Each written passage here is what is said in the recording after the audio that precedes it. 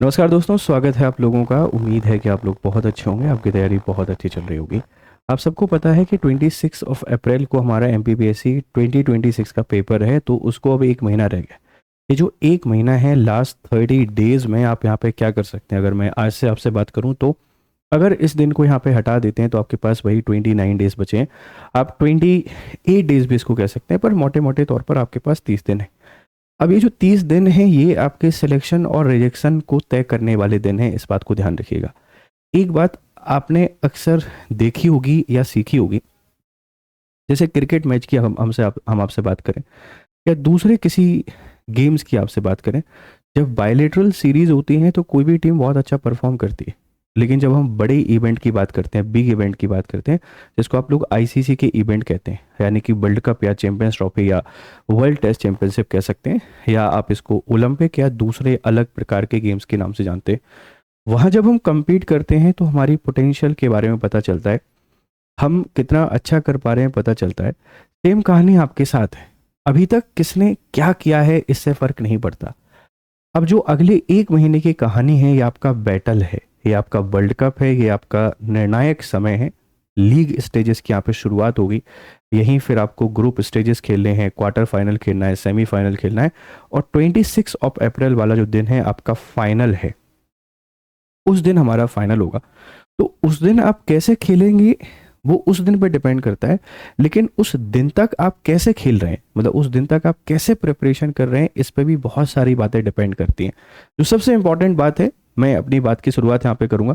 देखो, हम किसी भी चीज़ में सक्सेसफुल होंगे या नहीं होंगे, सक्सेस जो है ये पूरी की पूरी बेटा इस बात पे डिपेंड करती है कि हमारा जो माइंडसेट है वो माइंडसेट किस तरीके से है। आपने अगर अपने माइंडसेट को नेगेटिव यहाँ पे किया हुआ है, आप कितनी भी कोशिश कर लीजिए आपको पॉजिटिव आउटकम नहीं मिलेंगे। और अगर आपने पॉजिटिव यहाँ पे माइंडसेट को कर लिया है तो बहुत लेस पॉसिबिलिटी है कि आपको नेगेटिव रिजल्ट मिले। लगभग संभावना है कि सब कुछ आपको पॉजिटिव ही यहाँ पर मिलेगा, या बिल्कुल पॉसिबिलिटी नहीं है पॉजिटिव मिलने की। एग्जाम्पल ये है कि आप खाली सड़क पर जा रहे हैं, गाड़ी चला रहे हैं, पीछे पिताजी बैठे हुए हैं, खाली सड़क है, 10-20 स्पीड पे आप चल रहे हैं, लेकिन फिर भी आप गिर जाएंगे। क्यों गिर जाएंगे? क्योंकि कहीं ना कहीं हमारे मन में एक बात चल रही होती है, यार पिताजी पीछे बैठे हुए हैं, कोई चलाते समय गड़बड़ नहीं होना चाहिए, नहीं तो कल से हमको गाड़ी नहीं देंगे, कल से हमको गाड़ी नहीं देंगे। ये डर माइंड में इतना बैठ जाता है, वो ना चाहते हुए भी गलती कर देता है। हम खाली सड़क पर 10 की स्पीड में चलते हुए गिर जाते हैं क्योंकि हम अगला ब्रेक लगा देते हैं जब हमको क्लिच दबाना चाहिए था उस कंडीशन में। सेम कहानी यहाँ पर भी आपके ऊपर एप्लीकेबल होती है। आप पेपर के डर को, मतलब पेपर को डर के तौर पर देखोगे तो आपको सक्सेस मिलना इम्पॉसिबल है। पेपर को एक पेपर की तरह देखिए, एक टेस्ट सीरीज की तरह देखिए, आपकी सक्सेस होने के चांसेस काफ़ी ज़्यादा हो जाएंगे। जैसे एक और एग्जांपल मैं आपको देता हूँ कि जब दूसरे बॉलर्स को प्लेयर खेलते हैं तो सिक्स लगाने के लिए जाते हैं, बिकॉज वो एक बॉलर को खेल रहे होते हैं।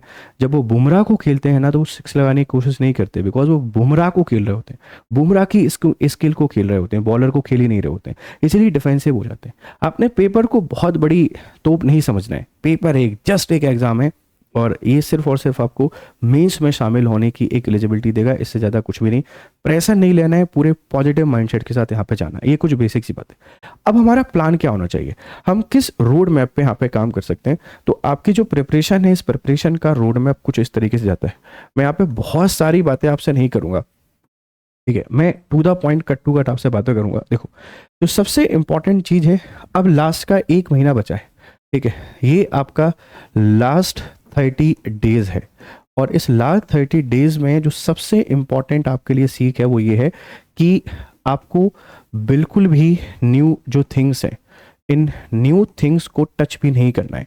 मतलब आपके सिलेबस का ऐसा हिस्सा जो रिमेनिंग है, जिसको आपने नहीं पढ़ा और आपने सोचा था हम उसको लास्ट में पढ़ेंगे, तो मेरी आप लोगों से हम्बल रिक्वेस्ट है कि अगर ऐसा कुछ सोच रखा है तो आने वाले 1 से 5 दिन में कर लीजिए। उसके बाद फिर आप किसी भी नए डेटा को, नए पॉइंट को यहाँ पे बिल्कुल भी ऐसा नहीं लगाएंगे, हाथ नहीं लगाएंगे, भले आपका कितना भी इंपॉर्टेंट क्यों ना हो। हाँ, लेकिन एक चीज़ इसमें नहीं आएगी, वो है करंट अफेयर्स। आप करंट अफेयर्स को पढ़ सकते हैं, कोई दिक्कत नहीं।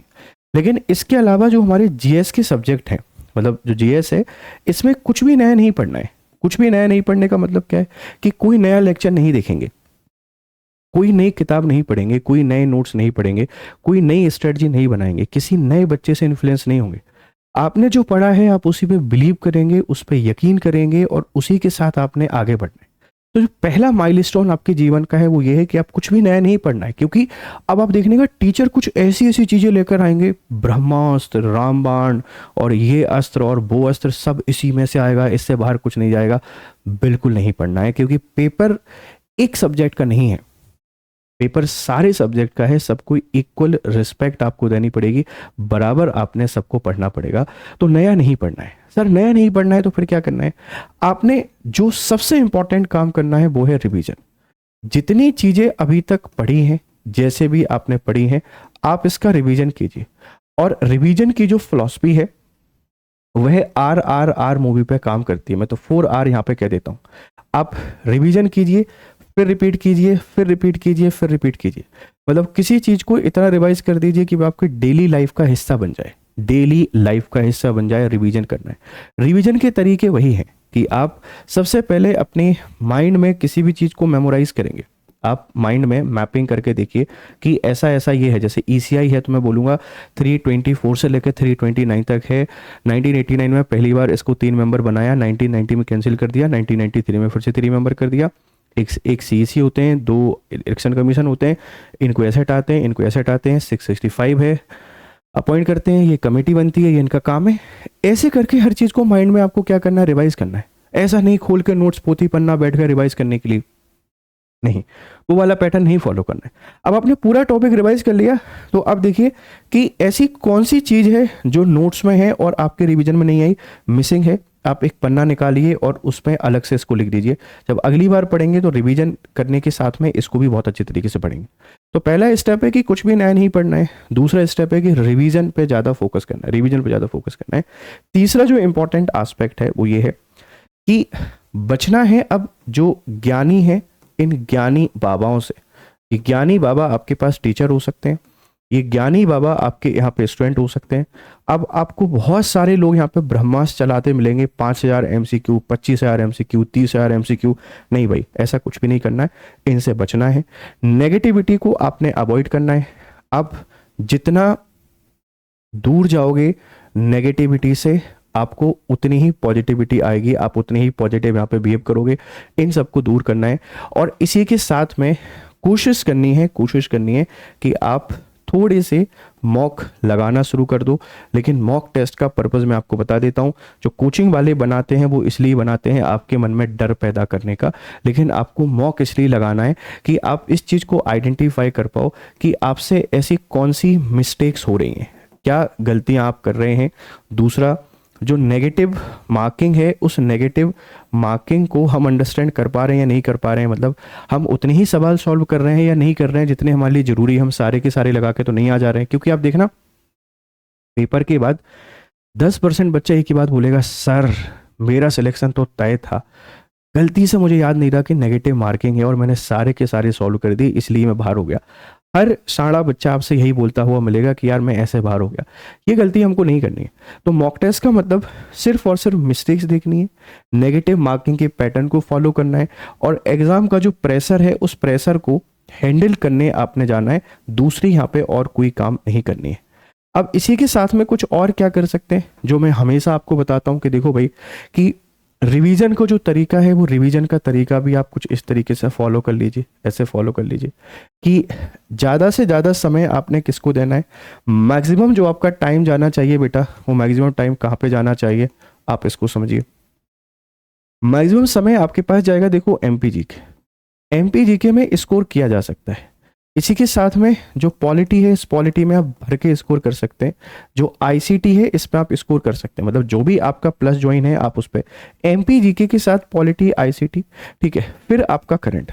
और जब मैं MPGK की बात करता हूं तो ट्राइब को इसमें लेके ही चलता हूं, क्योंकि देखो परंपरागत चीजें हमसे बनेंगी, बन जाएंगी, हम उनको सही कर सकते हैं। इनको ज़्यादा फोकस दीजिए, ज़्यादा समय दीजिए। पढ़ने का तरीका बेटा आपके पास वही रहेगा जो हमने हमेशा आपको याद रखना है कि हम अपने टॉपिक को डिकोड करें। डिकोडिंग ऐसी करें कि हमको पता है ये सिंपल है, लगभग 50 to 60% पोर्शन है, सिंपल है, आप आंख बंद करके देखोगी तो भी आपसे बन जाएगा। उसके बाद ये मॉडरेट लेवल आता है, और मॉडरेट लेवल ये आपको 20 से 25% के आसपास देखने को मिलेगा। इसका रिवीजन कर लीजिए। बाकी जो 10% है इसको 2-3 बार इसका फिर से रट्टा लगा लीजिए। तो हमने इस पे फोकस करना है। बच्चा क्या करेगा, इस पे फोकस करेगा, इस पे फोकस आपके पास नहीं करना है। इन चीज़ों को पढ़ना शुरू करना है। और एक बात फिर आपसे बोल रहा हूँ, बार बार बोल रहा हूँ कि कोई भी नई चीज़ अब नहीं पढ़नी है। अपना जितना आता है उस पर रिलाय कीजिए, उस पर बिलीव कीजिए, क्योंकि मैं देख रहा हूँ ये डेटा वो डेटा, ऐसी वीडियो वैसी वीडियो।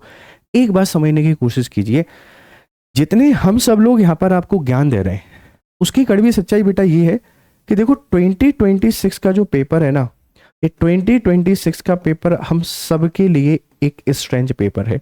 चाहे वो टीचर हैं तो इन टीचरों के लिए भी एक स्ट्रेंज पेपर है, क्योंकि एमपीपीएससी कैसा बनाएगा। स्टूडेंट हैं तो इनके लिए भी एक स्ट्रेंज है। तो ज़्यादा टेंशन नहीं लेनी है, ज़्यादा बर्डन नहीं लेनी है। ये पेपर आने के बाद ही पता चलेगा ऊँट किस करवट बैठा है। तो बहुत टेंशन नहीं करना है, बहुत परेशान नहीं होना है। पूरी ईमानदारी के साथ अपनी पढ़ाई करनी है। अपने सपनों को पूरा करने के लिए हर प्रयास आपने यहाँ पे करना है।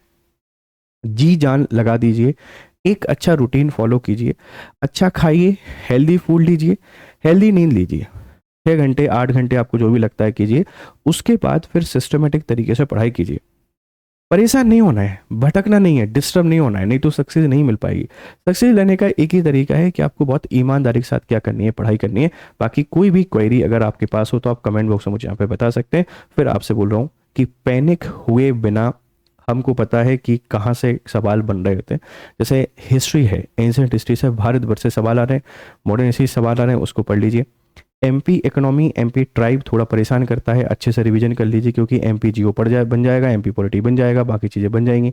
तो जहाँ से हमको लग रहा है डिस्टर्ब हो रहे हैं, हम उसी चीज़ पर थोड़ा सा काम करके चीज़ें बेहतर कर सकते हैं। बाकी सब एक बात ध्यान रखिए, 26 अप्रैल को सब कुछ क्लियर हो जाएगा कि हमने जो मेहनत की है उसके अनुरूप हमको यहाँ पर परिणाम मिले हुए हैं। ध्यान रखना, ठीक है भाई। आप अगर एमपीपीएससी की तैयारी कर रहे हैं तो स्टडी आईक्यू जो है, इस स्टडी आईक्यू पर विजिट कर सकते हैं। यहाँ हमारे अभी जो एक फाउंडेशन बैच चलता है आरएम 22 वो चल रहा है, और इस बैच पर अभी 60% ऑफ मिल रहा है। जो बच्चे जो फाउंडेशन की तैयारी कर रहे हैं, जिनका टारगेट 27-28 है, आप यहाँ पे आके जुड़ सकते हैं, बढ़िया तरीके से पढ़ाई कर सकते हैं। कोई भी क्वेरी हो, कोई भी इशू हो, आप मुझे कमेंट बॉक्स में बताइए। मेरा कोड है GRS लाइव, आप उसको यूज़ कर सकते हैं। 9289996921 इस नंबर पर आप कॉल कर सकते हैं। बढ़िया तरीके से पढ़ाई कीजिए। मैं आपको एक बार बता देता हूँ कि हमारे कोर्सेज में एनरोल कैसे करना है। आप सबसे पहले गूगल पे जाइए। जैसे ही आपका गूगल ओपन होता है, कभी कभी हमारा गूगल ओपन होने में टाइम ले लेता है, ठीक है, कई सारी टैब अब अचानक से ओपन होंगी, और